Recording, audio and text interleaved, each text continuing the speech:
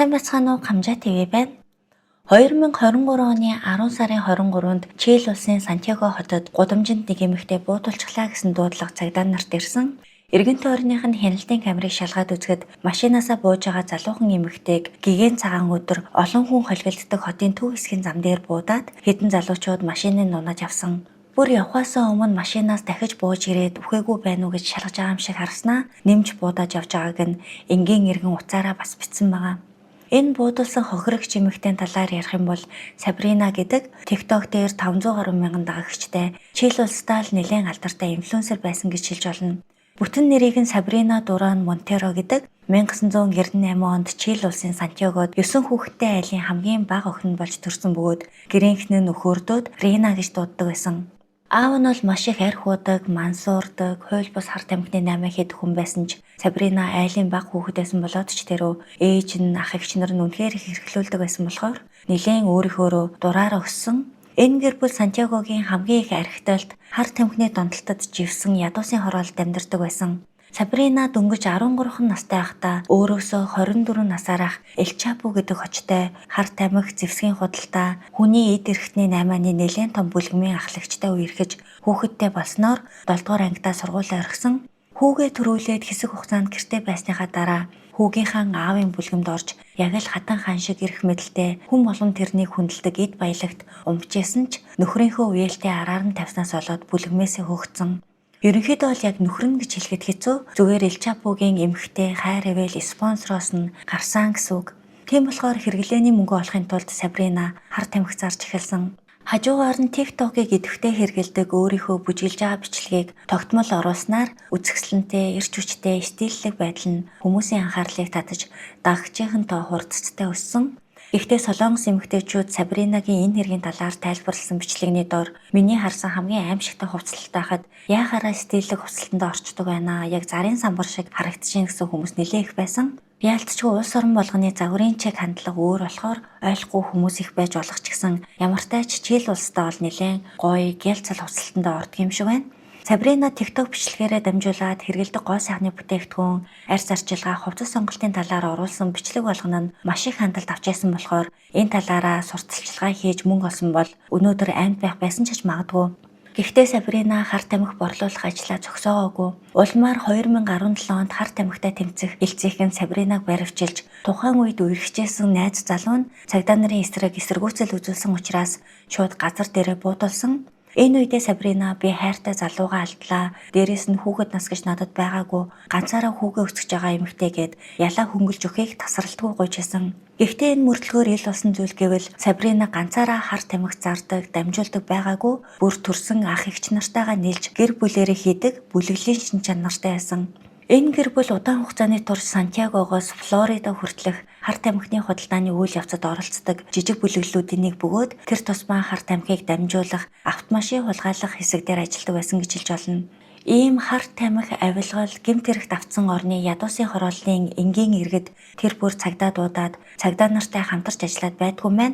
Эргэн тойронд нь ямар нэг байдлаар бүлэглэлийн гишүүд гэмт хэрэгтнүүд асар их байдаг учраас хэрвээ дуудлага өгч мэдээлэл өгсөн гэвэл амь нас нь эрсдэлд ордог. Энэ байдал нь цагдаа нарт бүр цаашлаад улс орны хар тамхитай тэмцэх ажилд нэлээд саад болдог байсан болохоор Чили улсын цагдаагийн газар иргэд нууц нэрээр баримттай мэдээлэл өгч болдог сайт нээсэн нь нэлээд үр дүнгээ өгч сайтад орж ирсэн мэдээллийн дагуу хэрэг шалгах явцдаа Сабринаг барьсан нь тэр байгаа. Цагдаа нар хэргийг хөөж авсаар Сабринаг Катрина Гусман гэдэг нэрээр хар тамхи зардаг. Бас яг тэр нэрээрээ TikTok хөдөлж олон дагагчтай инфлюенсер болсон гэдгийг олж мэдээд бичлэгүүдийн нэг бүрчлэн үзсэн.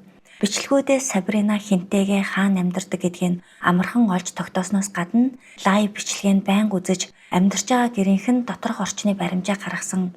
Сабринагийн харьяалагддаг бүлэглэл 12 байртай байсны нэгэнд нь Сабрина амьдардаг. Яг тэр байр руу бүхэл бүтэн 100 гаруй цагдаа нар очиж ах нартайгаа хамт цонхоороо зүгтэх гэж яхад нь баривчилж авсан. Гэрээсэн цагдаа нар Монгол мөнгөөр 30 гаруй сая төгрөг бэлнээр олж бас маш их гар утас, зэвсэг, хяналтын камеруудыг олж дээрээс нь шингэн хуурай хатуу янз бүрийн хэлбэрийн хар тамхинуудыг илрүүлж хураан авсан. Ингээд Сабрина 3 жилийн хорих ялавч Сан Мигелийн эмэгтэйчүүдийн хорих ангид хоригдохоор болсон. Гэхдээ Сабринагийн арт таал нөлөөлөл ямар их вэ гэдгийг харуулсан нэг зүйл нь шоронд ороод 3 сарын дараанаас л шоронгоос TikTok бичлэгээ цацаж эхэлсэн.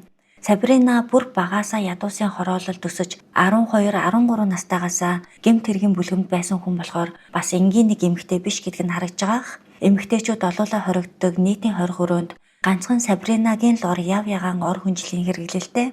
Сабринагийн ор байгаа тэр хэсгэл ягаан обоотой бас бичлэг болгон дээрээ хувцас сольдог маш гялцал өнгөлөг дээрээс нь их хөвгөлтэй байгаа юм шиг харагдчихсан. Бас бичлэгний арт талд бусад хоригдлууд зурж өнгөрч байгаа нь ч гэсэн ил тод харагдана. Шоронд гар утас хэрэглэнэ гэдэг бол хаач ямар ч улсад хориотой зүйл. Тэгэхээр хэн нэгэн Сабринад гар утас нууцаар оруулж өгсөн. Мөн энэ тал дээр харгалзагч нар мэдээгүй юм шиг царайлтан нь ойлгомжтой. Гэхдээ бүр хачирхалтай нь Чили улсын интернет хэрэглэгчид энэ байдлыг хараад нэг гайхширч шүүмжилт сүд болоогүй. Угаасаа улс орны нэм гэдэгтээ эвлэрсэн юм шиг санагдсан. Харин ч Сабринагийн эрч хүчтэй, тоомжиргүй байдал бас ямар ч нөхцөлд инээж, бүжиглэж, баг зэргийн танхаа байгаа нь хүмүүсийг өөртөө улам татаж шоронд орсныхан дараа дагагчийн тоо хурдцтай өссөн. Энэ шоронд байх хугацаанд Сабринагийн амьдралд гарч ирсэн нэг хүн бол тэрний шинэ найз охин Антонелла Марчант байгаа. Сабрина шиг эрх чөлөөтэй мөнгийг гарын салаагаараа цацаж амьдардаг хүнд шоронгийн амьдрал үнэхээр хүнд тусах байх гэж пэнүүд нь үзэжсэн ч харин ч эсэргээрээ хийхийг хүссэн бүхнээ хийж дээрээс нь найз охинтой болоод авсан. Антонелла бол картел бүлэглэлд харьяалагддаг. Хар тамхи наймаалтсан, хэргэлсэн, хадгалсан хэрэгээр 2021 онд 15 жилийн хорих ял авч одоо 2027 онд хугацаанаасаа өмнө суллагдах төлөвтэй ийм хүн байгаа. Харин Сабрина бол 3 жилийн ял авч орсон. Сабрина өөрийгөө нэг насныхаа соулмейтийг олсон гэж шоронд хамт авахулсан зураг, хамт бүжгэлсэн бичлэгээ тасралтгүй цацаж зарлаж байсан. Гэхдээ Сабрина 3 жил шоронд хоригдохгүй тулд хамгийн хурднаар суллагдаж болох бүх боломжийг ашиглахыг хүсч тэр нь цагдаа нартай тохиролцох байсан. Өөрийнхөө харьцдаг бүлэглүүдийн мэдээлэл тэд нар ямар системтэйгээр яаж ажилдаг гэд мэдж байгаа бүх зүйлээ хэлж өгснөөр 2 жилийнхээ ялыг хөнгөлүүлж зөвхөн 1 жил л хоригдоод гарч ирсэн. Гэхдээ тэрний энэ үйлдэл нь дараа нь өөрт нь ямар аюултай зүйл болохыг Сабрина тухайн үедээ мэдээгүй. Ингээд гэртээ эргэж ирсэн Сабрина TikTok дээр лайв хийх нь улам ихсэж, зарим бичлэг дээрээ хүүтэйгээ хамт үзэгдэх болсон. Шоронгоос гарсныхаа дараа Сабрина найз охин Антонеллатай хамт авахултан зураг маш томоор хэвлүүлж жаазлаад тэр зурагныхаа урд бүжиглэж түүндээ ямар их хайртай маш их санаж байгаагаа үргэлж хэлдэг байсан. Гэхдээ Сабрина нэг зүйлийг мартсан байсан нь өөрөө хамтарч ажиллаж байсан маш аюултай хүмүүсийн мэдээллүүдийг өгөөд шоронгоос гараад ирсэн. Цагдаа нар шалгаж эхлэхээр энэ хүмүүс хизээч зүгээр суухгүй гэдэг нь тодорхой. Ийм хар тамхи гэмт хэргийн зах зээлд уруулт гэдэг зүйлийг үнэхээр үздэггүй юм байна л да. Яаж игээд хин хаан юу ярьсныг бүгд олоод мэдчихдэг хүмүүс энэ хооронд өшөө авахтаа бэлтжижсэн. Өмнө нь онлайн орчин Сабринаг цагдаа нарт барьж өгчээсэн бол одоо дайснуудад нь барьж өгөх хамгийн том шалтгаан болсон.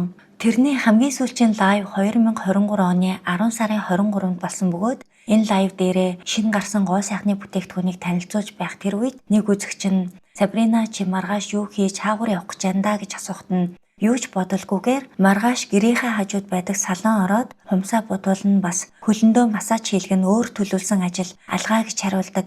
Харамсалтай нь энэ асуултны цаана өөрийг нь оньсон алуурчд байна гэж Сабрина төсөөлөөгүй. Ингээд 2023 оны 10 сарын 24-ний өглөө Сабринагийн очино гэж хэлжсэн салооны ойролцоо с ิจ гтэй хэд хэдэн залуучууд байсан бөгөөд тентгийн үйлчилгээний газрын ажилчдын хэлснээр бол 6 залуу өглөөнөөс хойш машин дотроо хэн нэгнийг хүлээж байгаа юм шиг сууцгааж байсан гэсэн мэдүүлгийг өгдөг. Сабринаг ирж машинаас буухад 2 залуу гарч ирээд шууд үгийн зөрөөгөө буудаж яхахыг нь хажуугаар нь өнгөрчээсэн хүн уцаараа бичиж авсан. Буудуулсныхаа дараа замын голд өхлүүд хэвтжсэн Сабрина баг зэрэг хөдөлгөөг хараад дахиж бууж ирж нэмж буудаад 6 залуугийн 4 нь Сабринагийн машиныг унааж авсан бол үлдсэн 2 залуу нь Сабрина гүйцэд өгсөн эсгийг харж ажиллаж агаад араас нь хөдөлсөн байгаа. Түргэн тусламж ирж Сабринаг яаралтай авч явсан ч гэсэн эмнэлэг явах замдаа харамсалтай нас орсон. Биенээс нь бүхэл бүтэн 8 ширхэг бууны сум олдсон бөгөөд энэ буудуулсан газрын ойр орчимд нь сургууль цэцэрлэг, их дэлгүүр байдаг хүн хөдөлгөөн ихтэй ийм газар байсан гэхээр Чили улс ямар аюултай гэмт хэрэг ил цагаандаа гарсан газар гэдг нь харагдаж байгаа байх. Удаагүй цагдаа нар Сабринагийн машиныг хэрэг болсон газраас 30 минутын зайд байдаг тосгонд шатж яахт нь олсон. Энэ хэрэг интернет орчинд дарснаар Сабринагийн дагагч улам нэмэгдэж 600 мянгад хүрч хамгийн сүүлд хийсэн лайвыг 5 сая гаруй хүн үзсэн байсан. Сабрина нас орсноос 4 хоногийн дараа орчуулах ёслол нь явагдаж, эрсдлээс урьдчилан сэргийлэх зорилгоор 90 гаруй цагдаагийн албан хаагчид оролцож, 20 гаруй цагдаагийн машин цуваа үүсгэж хаших байдлаар гэр бүл ойр дотны хүмүүсийг нь хамгаалсан. Антонеллагийн хувьд бол шоронгоос видео коллоор оршуулах ёслолд оролцсон. Сабринагийн үхэлд гашуудсан пенүүд нь түүнийг эцсийн замд нь үдэж өгөх ёслолыг зохион байгуулж, энэ үйл ажиллагаанд зам түгжирч цагдаа нар хяналт тавих хэмжээний маш их хүмүүс цугласан. Хүмүүс Сабринагийн хүү болон тэрний шоронд байгаа найз охин Антонеллад сэтгэлийн дэм өгсөн, хүчтэй байхыг хүссэн маш их захиаг илгээж исэн бөгөөд Антонелла би энэ хараагдсан газраас өөрөөр хэлэх юм бол шоронгоос гарах юм бол хамгийн түрүүнд Сабринад ийм зүйл хийсэн хүмүүст хариуг нь барих болно гэж хүртэл хэлжсэн. Антонелла өөрөө бас тийм ч ердийн хүн биш, картел бүлэгмийн нэлээд дээгүүрт ордог албан тушаалтан гэх юм уу, толгой хэсгийн хүн байгаа. Хайртай бүсгүйгээ хизээч мартахгүй гэж хамт агуулсан зургуудаараа бичлэг хийж өөрийн SNS дээр байршуулсан. Гэхдээ сошиал дээр энийг эсэргүүцсэн хүмүүс сансныг бодвол харьцангуй их байсан нь юу байсан бэ гэхээр хэрвээ чи 2027 онд гарч ирээд бүлэг хоорондын мөргөлдөөн үүсгэх юм бол тэр хавийн энгийн иргэд маш их охирноо. Тэгсээр ч ирсэн Сабрина хүснэ нь тэрний өөрийнх нь сонгосон амьдралын үр дүн болохоос өөр хүнийг буруутгах аргагүй, тэрнийг дэмжиж өрөвдөд байгааг ойлгохгүй байна гэсэн бодолтой хүмүүс нэлээд байсан. Бас гэмт хэрэгтнийг шүтэж тэрнийг яг л хаан хатан шиг үдэж байгаа энэ олон ёслолыг зогсоож өгөөч гэж засгийн газарт хүртэл хүмүүс хандсан байсан. Яагаад тэгэхээр Сабрина гисцийн замд нь үдэж байгаа ёслол Чили улсын энэ тэндгүү нийт 700 гаруй байршилд 5 сарын турш явагдаж байнга салют буудуулж зарим бүлэглэлүүд буундуу гаргаснаар сургууль цэцэрлэг хүртэл түр хаахад хүрчээсэн. Энэ хэрэгээс үүдээд шоронд гар утас сэргэлж байгаа 20 мянга гаруй хоригдлын бүх утсыг хурааж авсан болохоос яг Сабринаг алсан алуурчид ямар бүлгмийн хүмүүс байсан, хэн алсан гэдгийг олж тогтоож чадаагүй, бараг олыг ч цагдаа нар ажиллаагүй. Тэгэхээр Сабринаг алсныхаа төлөө хинч хариуцлага хүлээгээгүй ийм хэрэг байна. За өнөөдрийн дугаар маань энэ түрээд өндөрлж байна. Өшөө олон болсон бодит гэмт хэрэг тайлагдаагүй нууцын талаар сонсхийг хүсвэл сувгтаа subscribe болон хонх лайкад дарахаа битгий мартаарай. Тун утгагүй иргэн уулзтлаа. Түр баяртай.